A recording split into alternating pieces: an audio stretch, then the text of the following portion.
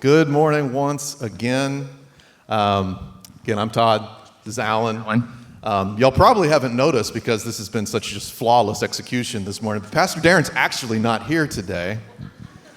And so he asked the two of us to get together to share the message with you guys. You know what that means, Alan? That it takes two of us to replace one of him, at least. I was thinking that today's message is going to be twice as awesome.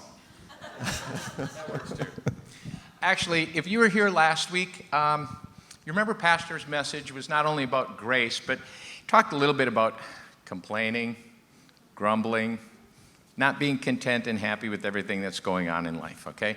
He even gave us these little blue bracelets that were a reminder that when we grumble and complain, we're supposed to move it to the other wrist.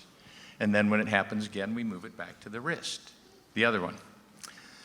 I'm on like number 1,547 for the week, okay? But we're going to look at some videos here today. The thing to remember is that God's grace is free. We haven't done anything to earn it. We haven't done anything to deserve it. There's nothing we can even repay for it. And yet we still find time to grumble, complain, whine, but we can't beat ourselves up for that. Todd's going to tell you a story here in a moment about a man who was blessed with God's grace immeasurably in a time where these people were outcast in society. His name was Naaman, and even though he was blessed, Naaman grumbled and complained the whole time. Yeah, that's right. So Naaman was a leader of Syrian army. And he was graced by God. Because of God, he was very successful in many of his battles. But Naaman had a big problem. He had leprosy. And at that time, leprosy, it wasn't a question of if it was going to kill you, it was a question of when. And it was a very slow and painful and horrible way to die. And it was contagious, so you were usually outcast by society. But Naaman had wealth. He had a servant girl who was originally from Israel, and she knew of a prophet, and she believed that this prophet could heal him. So she told him about him, and Naaman went to Israel, and he met the prophet Elijah. And Elijah gave him instructions and told him that if he would go and dip himself in the Jordan River 7 times, that he would be healed. And this is where Naaman really started to grumble, because this sounded like complete nonsense. And if he was just to go and dip himself in a river, there are better, cleaner rivers closer to his home where he could have done that. Now, I've actually seen the Jordan River. He might have actually had a little bit of a point on that one. So he left.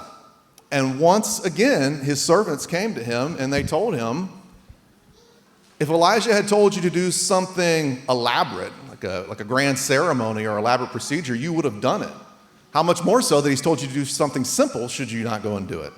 And so he was finally convinced, and somewhat reluctantly, he went in to the Jordan, and we'll talk about it in 2 Kings, and we'll kind of pick that up in the Bible right here. So he went down and dipped himself in the Jordan 7 times, as the man of God had told him, and his flesh was restored and became clean like that of a young boy. Then Naaman and all his attendants went back to the man of God. He stood before him and said, now I know that there is no God in all the world except in Israel.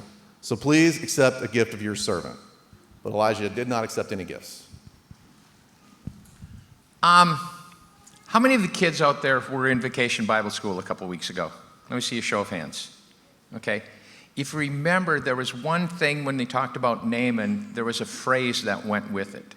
By his wounds, we are healed. And even though it was this miraculous healing for Naaman, it kind of stands to where God's grace is. He didn't deserve any of what he got. He grumbled about it the whole time. And yet God still chose to heal him. That's how it is with God's grace for us. We don't deserve it. We haven't earned it. There's nothing we can do to earn it. And yet he gives it freely. We're going to take a look at a video right now that talks about where this grace comes from, how it plays out for us every day, okay? The beautiful thing about this is the Apostle Paul tells us there's not a single thing we can do. There's nothing that we can brag about that I got this, I got this, I got this. God gave it to us freely. It's a gift. The one thing you're going to notice about this, as is the case with the children's message we showed, this is part of our orange curriculum here at Cross Life. This is what we use to teach our kids in our Cross Kid classes when you see your kids go out during the service. So it may seem a little bit on the low end for you adults, but shift yourself back to your Sunday school days and just enjoy this for a few minutes, okay?